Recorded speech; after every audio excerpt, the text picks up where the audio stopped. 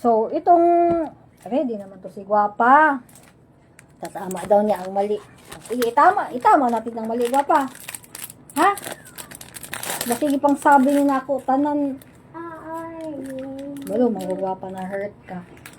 Padaplin lang na to, ng hurt kay ka, Gwapa ha, kasi, yan nga, sa ako maging tanaw, Gwapa, ang original na plano din yan, land grab din yan, kasi, land grabber yun, mga gobernador, mga kaya, wala man, pwede naman nato ni presidente, pagka humang presidente, puyo ko nato, na para kita na po ang mga presidente, ang original plan, land grab, munging gatagan o kuan, muchacha po.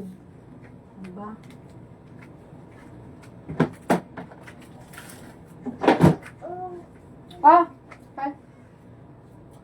Muna siya.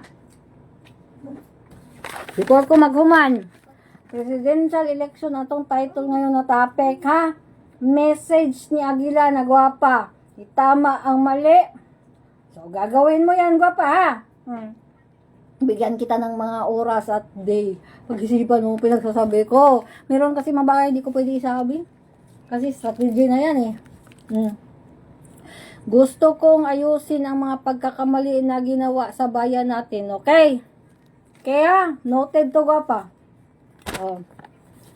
Sangkap ng sindikato, 1998, presidential election, Lito Osmeñ, from the candidate sa 1998, Erap Estrada, waiting, mong nakakabit diri si Boy Mantika, PAA. So, note, kaning mga panahon na, malakas pa si Lito Osmeñ ani. Kasi under man siya kang Ramos, si Tabaco. Diba? Nag-vice magani siya sa una po, 1992, PLD. So, may scene, number 1, scenario. Ang scenario, July 16, 1997, na ay giabdak na magkapatid, Chongsis. Okay? Ngayon, about man gusto siya, kung titingnan mo to, about siya kang Peter Lams, kay, na, ang amahan di ane, tracking manager, di ay na 20 years, si Jonesh Shaw. Okay? Ngayon, about to testify din siya against kang Petle, oo, sa mga drugs, o unsa ba ng mga tracking, unsa ba ng mga, basta, ngayon, wala na dayon, kasi pagka 97, kalit mag-abdak ang duha ka anak, good daw. So, diretso na lang nako, may mga dugang sa pusta na may mga kauban daw ni. Kani yung pako, ang highlight, di ba? Ang highlight man titingnan mo diyan. Pag umangkon daw ni Lito Osmeñ. So, kaya dito ilustrado, yutaan sa Cebu. So, apila ng mga barkada, as nakisama ng mga dato, basta may mga kuan, di pang apil-apil dito na, basta, tinan ako, i-research na lang na ninyo. Okay? So kinsa man din ni si Peter L. Si Peter L, mga around 2006 man siguro, 7. Ang mga hiring-hiring na sa Cebu, guys, drug lord daw na siya doon sa Cebu, connected daw na siya kang panga, kasi bayaw ba daw, agaw ba daw, kung ano-ano, hindi mo alam, guys, di ba? Tapos, naa daw na siya barko sa Lapu-Lapu. Lapu-Lapu, guys, tupad na sa Cebu City, guys. Kumularga ka sa mga airplane, na ay dagat-dagat, mura po na siya balay po na barko, ha? Mga around, ano yan siya, guys, 2006, 7, mga anak, guys, ha? So, ang point ani, guys, kung ako ang ipapaintindi mo, dugay naman ni guys, oy, tapos GCTA, guys, ba, tapos, ngano, punggan man ni sa amigo ni Aguila. Diretso na lang na ako, kasi, na-style naman ni Glaya, tapos gipadako, unsay na, di ba? Luoy ba? Okay? Karon na wala man ebidensya ning duha ka babae. Maginiingon dito nabuhi man daw kuno na. Wala po na ako na dong ganang niingon na level ni Nadipulog, ha. Ni Mayor, ha. Oo, personal knowledge na ko, patay mo, personal knowledge na kung igsuon ana. Okay? Ang scenario number 2, guys, July 30, 2020, about to testify po sa mga rewards na, ang mga rewards na ipangkuha, kuta-kuta, guys, ito sa tukhang, magkuan ni siya, nagikan daw sa STL, nagitsugi man daw ni Loloy, og nitoks, gitsugi daw, guys, July 30, okay, Kalbayog, Malinaw, Street daw na, guys, sa Mandaluyong, guys, okay, karon sige, mag-segue, naa daw, muntik na daw tong anuhin daw po, kasi mahilig man yan magbigay ng babae ito si AA, guys. Sige, segue na lang na ako, guys. Na ako'y kaila na ako. An pa to siya noon?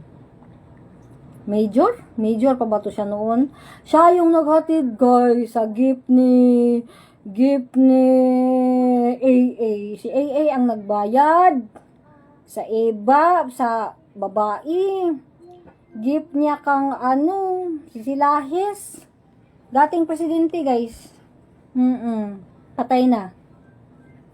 Oo, personal knowledge na ako, guys. Oo, 1M ang gani ang gibayad ni Kuan ato, ni AA. Gift, wala pa ibob sa una ng babayhana, tapos 10,000 pa lang na, uy, sa una. Sikat-sikat man, nasya na ako, nahimo ng 1 million, kasi sa una daw, Kuan lang daw na 10,000, 15,000. Wala pa na itutoy sa una. Tapos, kani daw, si Pakma, kaning boxer, sus ko, kamuntikan daw, gapo ni AA, binigyan daw ni ng babae, mga drug, sabong, buti na born again daw, guys, buti na lang, okay? May mga demanda gayon siya doon sa kaning si ahinti ng buhangin noon na, malakas na ngayon masyado, dahil ang yaman-yaman na, guys, uy. Gihingnan niya si Agila, guys, di daw na madao, guys. Wala daw kwarta si Agila na babae, guys. Gihingnan aning ahinti sa buhangin. Leader na sa mga construction. Okay?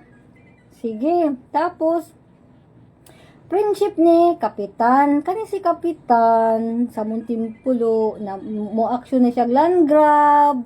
Nagigamit rapod ni siya aning mga land grabber. Napanalo si Kunyo. Na minsan magsabong-sabong sa Meridian. Si okay daw dito kay teritoryo daw to ni AA sa Meridian. Minsan doon daw magsabong. Hi!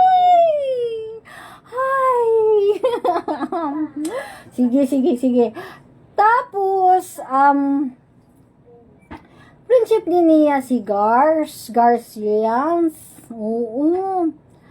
Bigla na lang tong kinuha, 2021 yan, guys. August, September, mga ingana, guys, ha? Biglang kinuha si Kunyo, Fortuner, transfer sa Mandaluyong, guys. Ang sabi daw, mga ipapaano daw sila ni na Duta, at saka ni Jay, mga ingana, guys. Diba? Kung sino-sino isegway ng mga budulgang, guys, no? So, kaya napunta sa Mandaluyong. Mo po ning lugar, guys. Ining Kalbayog, kaning California Guards. Lugar nga na, guys. Okay. So, tapos, ayan na yan. Biglang itong December 7. Sige nga, kapoy nagsulti aning mga magsak ni Aya. So, sa 3 na naman, sa scenario number 3, August 2021. Ayan na, sinabi ko na pala kang Kunyo. Hindi ko na lang to isasabi katong kaning mag-asawa na pildi mang pud ni. Okay? Rule 112, sinabi ko na yan, guys, ha. Rule 112, prosecution review, determine probable cause, subpoena, prosecutor, issue subpoena, to respond, to submit counter affidavit, 10 days, may nana, guys. Tapos, resolution within 10 days of the investigation, the prosecution either dismiss or file a formal charge. Okay? Okay, sige. So, ang warrantless arrest, section 5, rule 112, in flagrante delicto. commits in the act, hot pursuit, personal knowledge, probable cause dapat ha, hindi hearsay ha, probable knowledge dapat, hot pursuit, okay? Tapos, ang escape prisoner, kaya dapat pwede warrantless arrest, okay? Tapos na tayo dyan. Tapos, para maghumatay, gutom na ko guys. Gutom na ko. Purta maghuman.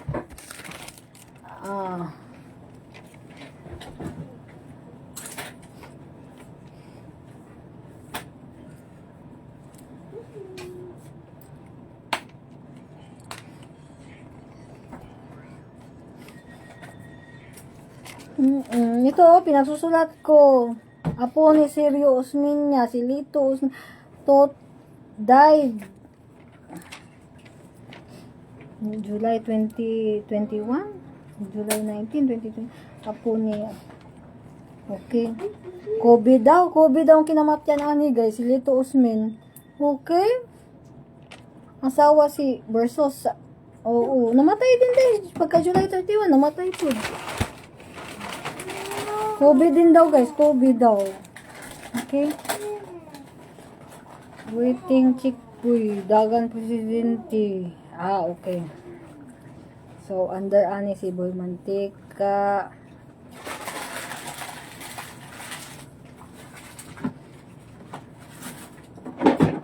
So, yan na yan guys ha, kasi napapagod na ako guys ha. Mamaya na kayo, nagutom na ako guys. Mag-stop na daw ako. Mamaya ako nilang ano ko yun sa about yun sa crime against humanity ha.